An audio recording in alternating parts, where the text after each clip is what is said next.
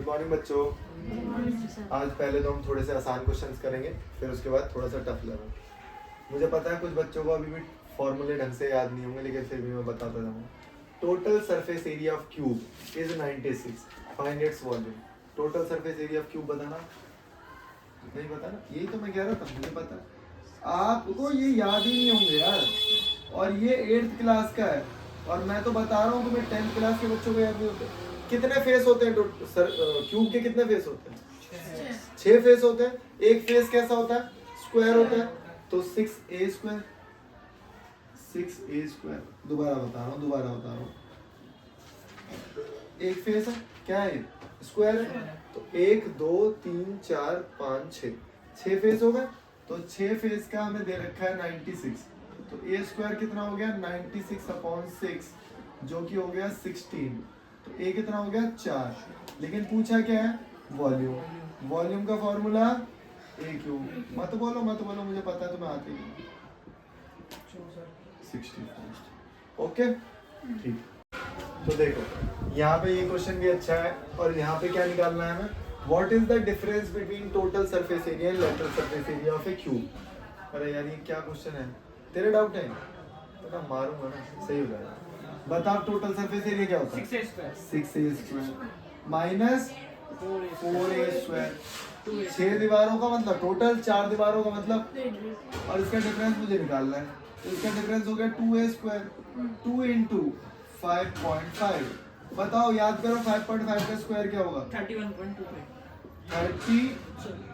25, और यहाँ पे लगेगा पॉइंट, 60 50। ठीक है भाई, मस्त क्वेश्चन है। 2 सिलेंडर है और दोनों का वॉल्यूम क्या है? इक्वल।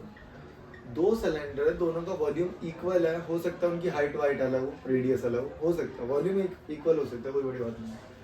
तो मैं देख रहा हूँ कि वॉल्यूम इक्वल है, मतलब V1 बराबर V2 है।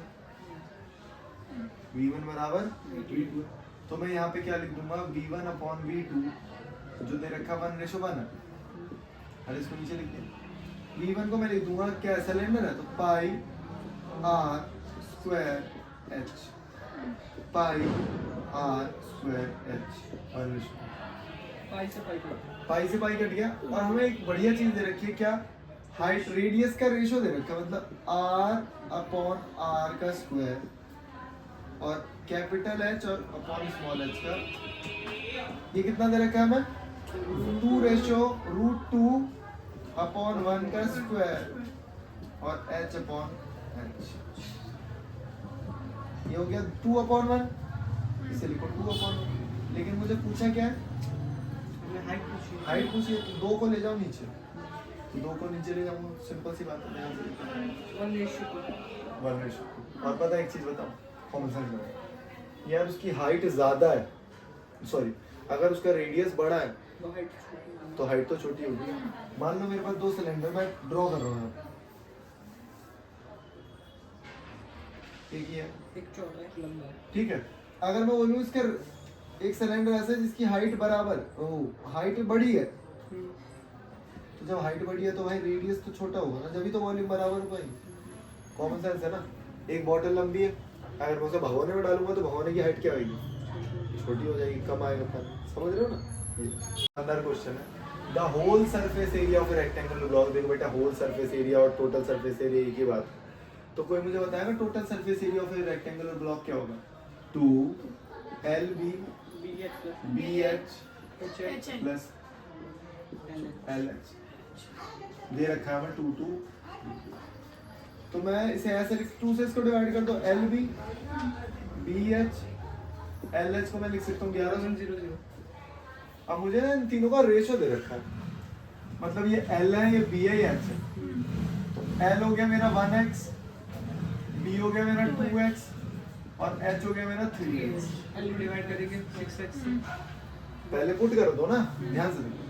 L की जगह रखूंगा x into 2x plus 2x into 1x into 3x।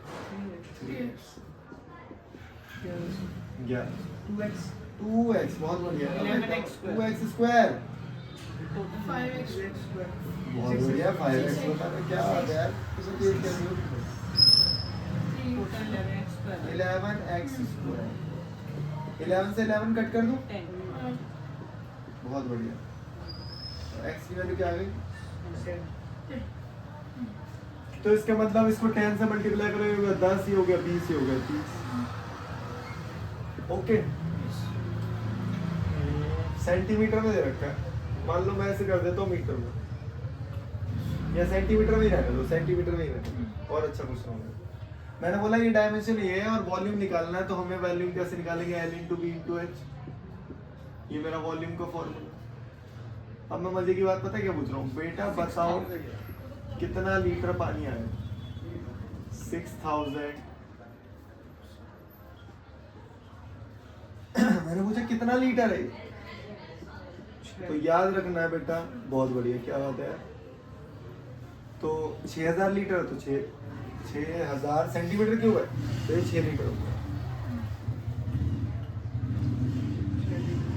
6 litre ठीक है ओके। एक बाउल है जिसकी शेप कैसी है हेमिस्फेरिकल ओके यहाँ पे मैंने एक हेमिस्फेरिक बनाया और इन्होंने बोला ये इसकी कुछ थिकनेस भी है इसकी कुछ थिकनेस भी है और थिकनेस कितनी है 0.25 और इनर रेडियस हमें दे रखा है 5 तो अब हमें क्या निकालना है आउटर कर्व सरफेस एरिया निकालना है तो आउटर सरफेस एरिया कैसे निकाला जाएगा भाई क्योंकि छोटा रेडियस दे रखा है लेकिन मुझे तो बड़ा रेडियस चाहिए बड़ा रेडियस क्या है मेरा 5.25 जोड़ दिया मैं इसको फ्रैक्शन में कन्वर्ट करूंगा पता है मैं इसे 1/4 लिखूंगा मैंने आपको बताया जब भी पॉइंट में लिखा हो आप उसे फ्रैक्शन में कन्वर्ट कर लो इससे क्या होगा कैलकुलेशन बहुत आसान हो जाएगी अब इसे कैलकुलेट करो 21/4 हो गया ओके जी बताओ कर्व सरफेस एरिया बताओ आउटर वाले का कैसे निकलेगा 2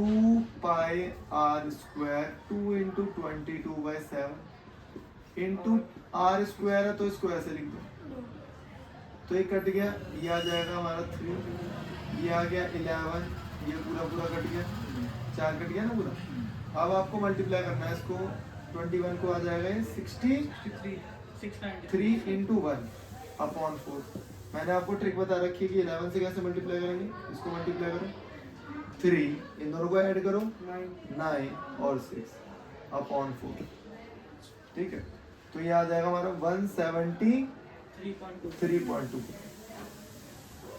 और अगर आपने यूनिट नहीं लिखी तो आपका एक नंबर पक्का काटेगा टीचर ठीक है बहुत आसान ये भी बहुत अच्छा क्वेश्चन है बच्चे क्या है ये सब देख के घबरा जाते हैं भाई ये क्या दे दिया अब यहाँ पे एक हेमिस्फेरिकल डोम है मान लो एक छत सी होती है ना जैसे गुम्बद वगैरह की छत रहती है और यहाँ पे ये बिल्डिंग वगैरह यहाँ पे गेट इस टाइप का तो यहाँ पे सिर्फ बोला हेमिस्फेयर पे जो हमें पेंट करना है तो मैंने तुम्हें बताया था बेटा जब भी पेंट वगैरह करना होगा ना तो हमेशा याद रखोगे सरफेस एरिया निकालोगे कर्व वाला क्योंकि यहाँ पे तो पेंट करोगे नहीं फ्लोर पे नीचे तो वैसे भी नहीं होता पेंट तो हमें कर्व सरफेस एरिया निकालना है कर्व सरफेस एरिया का फॉर्मूला क्या है 2 pi r square curve surface area हमें दे रखा है 2 pi r square फॉर्मूला है लेकिन सारी दिक्कत हो गई मैं r नहीं पता लेकिन बोला सरकमफेरेंस पता है मतलब 2 pi r पता है कितना है 176 कोई घबराने वाली बात नहीं है 2/22/7 into r upon 176/10 लिख दे रहा हूँ मैं पॉइंट है ना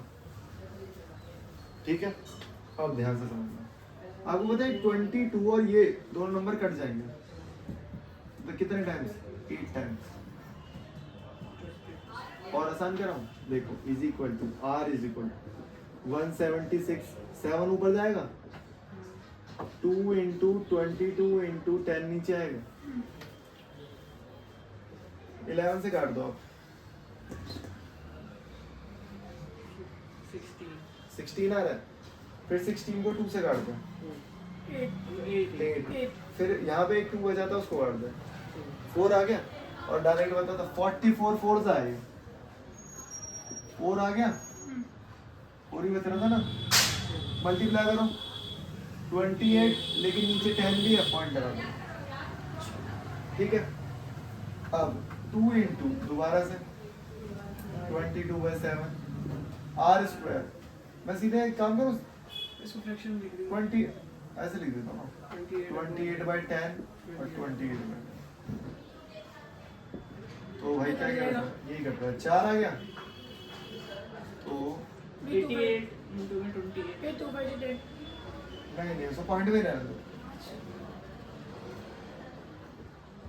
अच्छा तूने ये बोला 88 है और इसको भी कर दो 56 अपॉन में 100। अब ये क्या आया, ये तो मीटर स्क्वायर आ गया, हमें सेंटीमीटर में लेकिन हमें सेंटीमीटर में चाहिए। हमें किस में चाहिए, सेंटीमीटर में चाहिए। तो सेंटीमीटर में चाहिए, नहीं अभी कंफ्यूज हो गए, मुझे पता है ना, मैं बता रहा हूँ, यही तो सिखा रहा हूँ बेटा। कितने मीटर लिखे हूँ, मीटर स्क्वायर का मतलब क्या, 2 मीटर। 1 मीटर को बदलेगा तो 100 लगाएगा और दूसरे मीटर को बदलेगा तो 100 लगाएगा, डिवाइडेड बाय 1000। अबे ये भी सेंटीमीटर में हो गया, अभी ये भी सेंटीमीटर में हो गया। अब ये पूरा इक्वेशन क्या हो गई हमारी, सेंटीमीटर में हो चुकी है। तो ये जो एरिया लिखा है किस में लिखा है, सेंटीमीटर में लिखा है। लेकिन यहाँ पे ना एक छोटा सा इन्होंने बोला अगर 100 सेंटीमीटर स्क्वायर मेरा एरिया ना तो 8 रुपए लूंगा भाई। कितने रुपए लूंगा, 8 रुपए लूंगा। लेकिन पहले मुझे एक निकालना पड़ेगा। 1 सेंटीमीटर स्क्वायर के कितने रुपए ले रहा है वो, 8/100। 0.0 पॉइंट वन क्यों कर रहा हूँ, हमेशा फ्रैक्शन में रखो ना। इस नंबर को मैं मल्टीप्लाई कर दूंगा इस पूरे से। ये कितना आ गया, सेंटीमीटर स्क्वायर में आ गया एरिया। 1 सेंटीमीटर का पता है और जितने भी सेंटीमीटर का निकालना होता है हम मल्टीप्लाई कर देते हैं। देखो ये एरिया मैंने निकाला है सेंटीमीटर में और ये मेरे को रेट दे रखा है, तो मैं 8 अपॉन क्या कर दूंगा, 100। ये 100 से 100 कर लिया, ये 100 से 100 कर लिया। 88 इंटू 56 इंटू 8। अब इसको कैलकुलेट कर लो, आंसर आ जाएगा 3942।